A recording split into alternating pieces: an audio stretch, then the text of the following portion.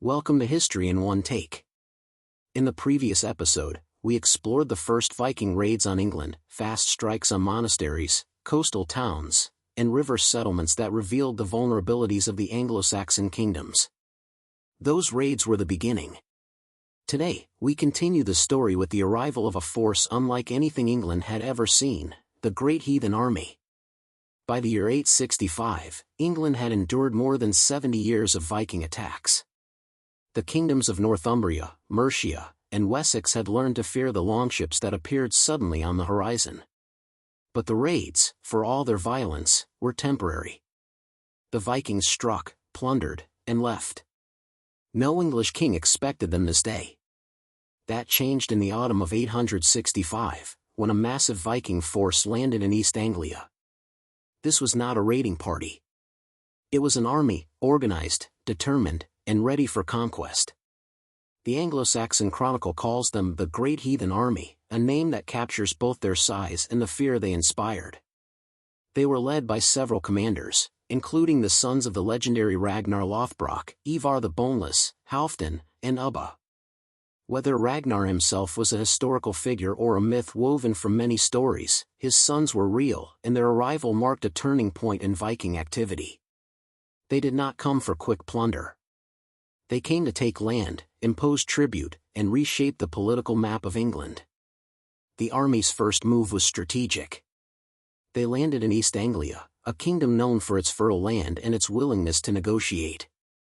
The East Anglians offered horses, supplies, and peace in exchange for being spared. The Vikings accepted. They needed mobility, and horses gave them the ability to move quickly across England. With their new mounts, the Great Heathen Army marched north toward their first major target, Northumbria. Northumbria was already weakened by internal conflict. Two rival kings, Osbert and Alla, were fighting for control of the throne. The Vikings exploited this division.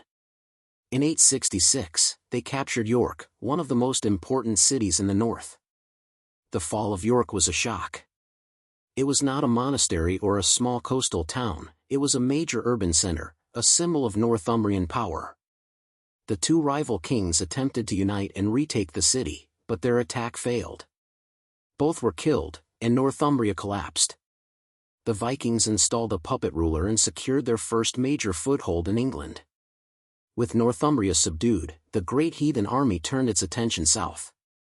In 868, they moved into Mercia, the powerful kingdom that had long dominated central England.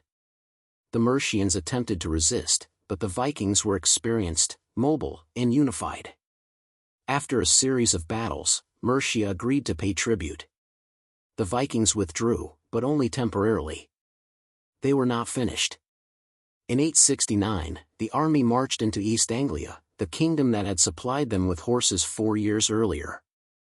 This time, the Vikings demanded more than supplies. They wanted control. King Edmund of East Anglia attempted to resist, but he was defeated, captured, and killed.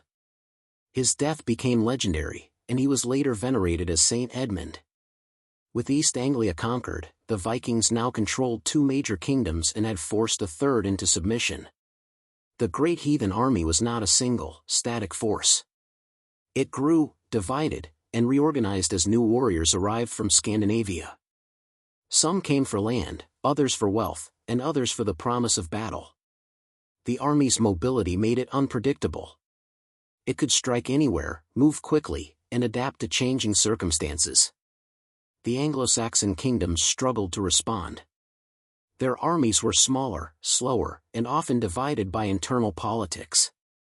By 870, the Vikings had established winter camps across England. This was a new tactic. Instead of returning home after the summer raids, they stayed through the winter, building fortified encampments that allowed them to launch attacks year-round.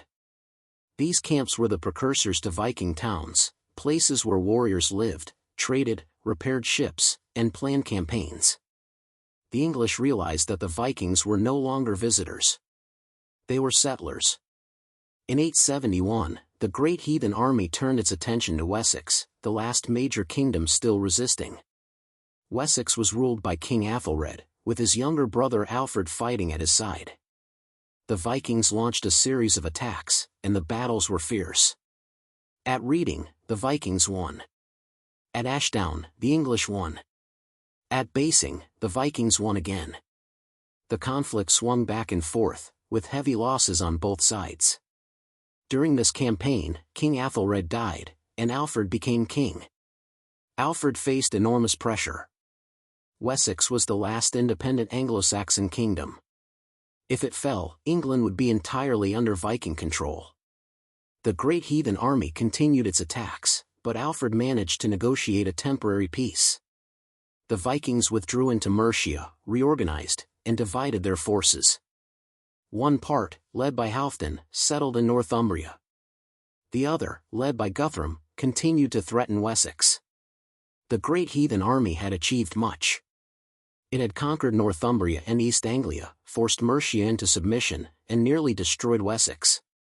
It had transformed England's political landscape and laid the foundation for what would become the Danelaw, a vast region under Viking control. But the story was not over. The next phase would be defined by Alfred the Great, Guthrum, and the struggle for the future of England. The arrival of the great heathen army was one of the most significant events in early medieval history. It marked the shift from raids to conquest, from temporary strikes to permanent settlement. It changed the balance of power, reshaped kingdoms, and introduced new cultures, laws, and traditions. The Vikings were no longer outsiders. They were becoming part of England's story. Thank you for watching History in One Take. If you enjoyed this chapter in the Viking invasion of England, then subscribe to the channel. It helps this project grow and ensures you don't miss the next episode in the series.